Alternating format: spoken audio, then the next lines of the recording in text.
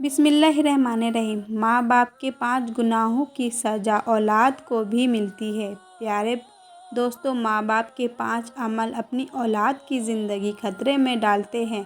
हज़रत अली रज़ी अल्लाह ताला से एक औरत ने पूछा, क्या ऐसे भी मेरे कोई अमल हो सकते हैं जो मेरी औलाद के लिए खतरा का बायस बन सकते हैं?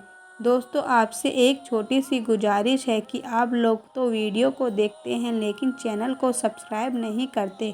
प्लीज़ आप लोगों मेरे हौसला अफजाई के लिए चैनल को ज़रूर सब्सक्राइब कर दिया करें ताकि मैं आप लोगों के लिए और अच्छी वीडियो लेकर आऊँ। हज़रत अली रज़ी अल्लाह ताला ने फरमाया कि माँ बाप के 5 ऐसे काम जो कि औलाद को मौत के मुंह में ले जाते हैं, और वह 5 काम यह है। एक दफ़ा हज़रत अली रज़ी अल्लाह ताला जो कि अपने हुजूरे में मौजूद थे कि एक बूढ़ी औरत आई और अर्ज़ करने लगी कि अमीरुल मोमिन, मेरी 2 ही औलाद है, एक बेटा और दूसरी बेटी, और दोनों ही नाफरमान हैं और वह दोनों अक्सर बीमार रहते हैं। मेरी बेटी का रिश्ता लेने के लिए कोई तैयार नहीं है और मेरे बेटे को रिश्ता देने के लिए कोई तैयार नहीं है। मैं ऐसा कौन सा अमल करूं जिससे उनकी ज़िंदगी में बरकत आए और वह अमल उन्हें नफ़ा दे और वह मेरी नाफरमानी भी न करे और सेहत याब भी हो जाए। मैं ऐसा कौन सा काम करूं क्योंकि वह दोनों नाफरमान है, मेरा कहा नहीं मानते। मेरा बेटा शराब पीता है और दीगर गुनाह भी करता है। वह दोनों दीन इस्लाम के मुताबिक ज़िंदगी नहीं गुजारते। ए अमीरुल मोमिनीन, मुझे कोई ऐसा अमल बताए जिससे वह दोनों रास्ते पर आ जाए, दोनों के रिश्ते भी हो जाए, वह फरमाबरदार बन जाए और दोनों सेहतमंद भी हो जाए। हज़रत अली रज़ी अल्लाह ताला ने उस औरत से फरमाया कि माँ बाप के 5 ऐसे गुनाह जिनकी सज़ा औलाद को भी मिलती है। वो 5 अमल यह है जिससे औलाद का ताल्लुक़ जुड़ जाता है। हज़रत अली रज़ी अल्लाह ताला ने फरमाया, अगर माँ बाप यह अमल करते हैं तो उनके अमलों से औलाद भी इस जुर्म में शरीक कर दी जाती है। उस खातून ने पूछा, वह 5 अमल कौन से हैं?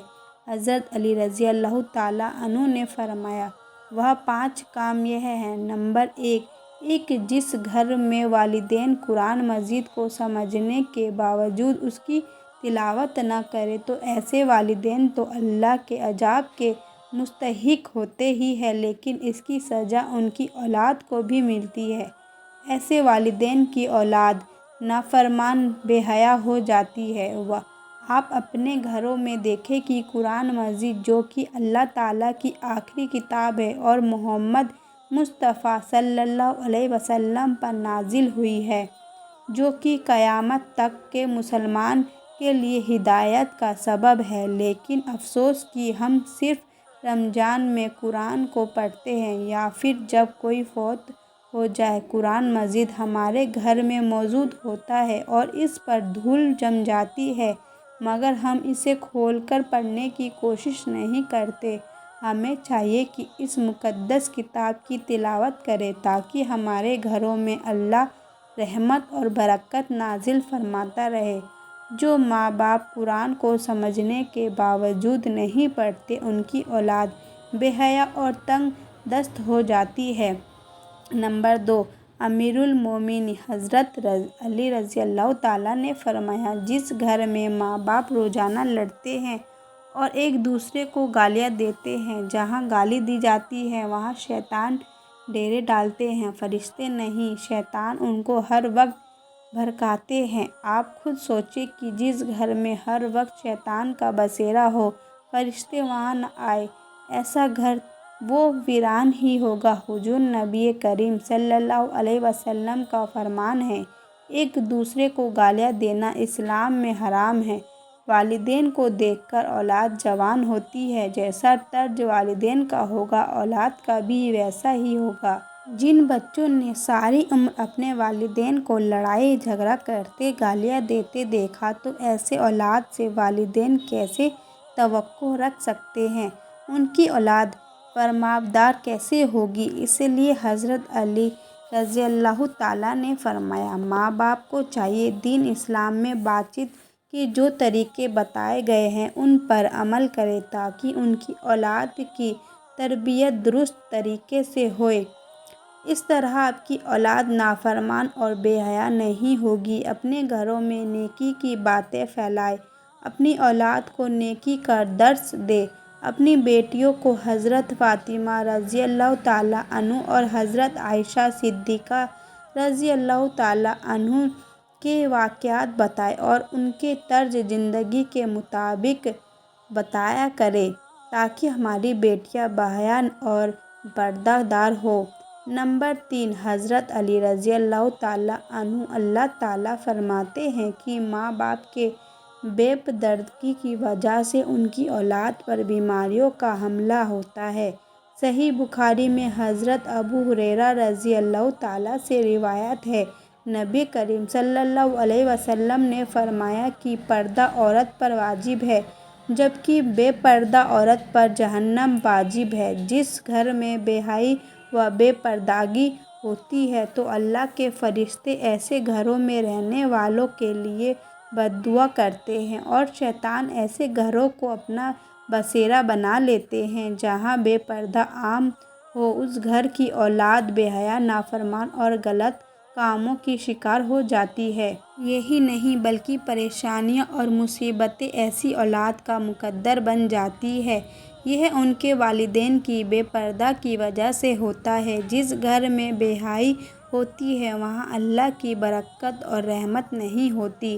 ایسے میں ماں باپ کی اولاد فتنوں و بلاؤں سے محفوظ نہیں رہ سکے گی، کیونکہ اللہ کے فرشتے جو کہ ان فتنوں کو روکتے ہیں وہ تو اس گھر سے چلے جاتے ہیں۔ ایسے ہی اولاد ماں باپ کی نافرمانی کرتی ہے اور ہمیشہ پریشانی میں مبتلا رہتی ہے۔ ماں باپ کو چاہیے کہ وہ پردے کا خاص خیال رکھیں تاکہ ان کی اولاد بھی ان کی پیروی کرے۔ آپ نے مشاہدہ کیا ہوگا کہ آپ کے ارد گرد جو ماں باپ پردے کا خیال نہیں رکھتے تو ان کی باتیں زبان زد عام ہوتی ہیں۔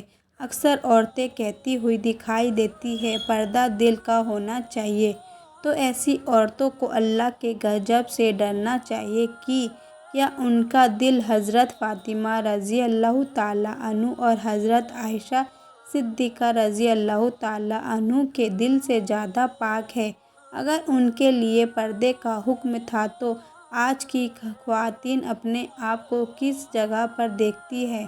اپنی بیٹیوں کو حضرت فاطمہ رضی اللہ تعالیٰ عنہ کے واقعات بتائیں۔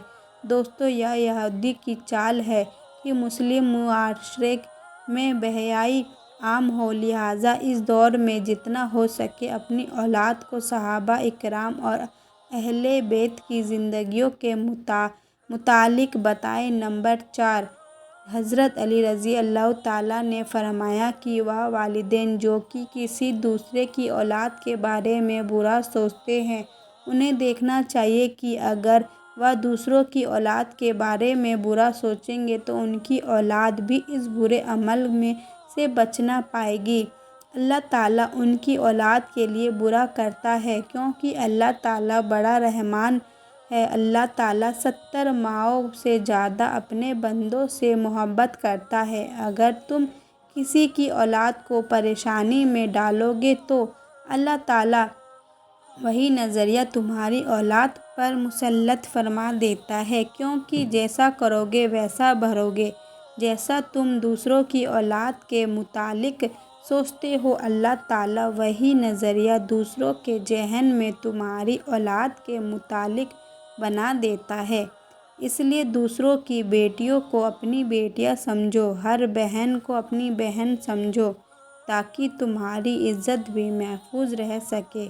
نمبر 5، حضرت علی رضی اللہ تعالیٰ نے فرمایا، جو ماں باپ اپنے گھر میں حلال حرام کا فرق نہیں کرتے، حرام وہ نہیں کہ حرام جانور کا گوشت کھا لیا جائے یا کوئی حرام چیز کھا لیا جائے، یہ تو قطعی حرام ہے۔ حرام وہ جو حلال کو حرام کر کے کھایا جاتا ہے، کسی کو دھوکہ دے کر اس کا حق کھا کھا لیا جائے یا کسی غریب کی مسکین کا حق کھا لیا جائے تو یہ بھی حرام ہی ہے۔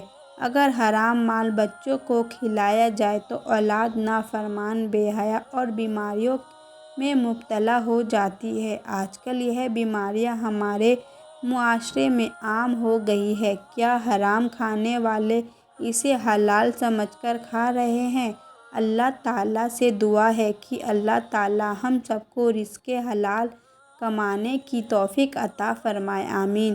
دوستو، امید ہے آپ کو آج کی یہ ویڈیو پسند آئی ہوگی۔ اگر آپ کو یہ ویڈیو پسند آئی ہے تو ویڈیو کو لائک، شیئر اور کمنٹ کے ساتھ ہمارے چینل کو سبسکرائب کر دیں، آمین۔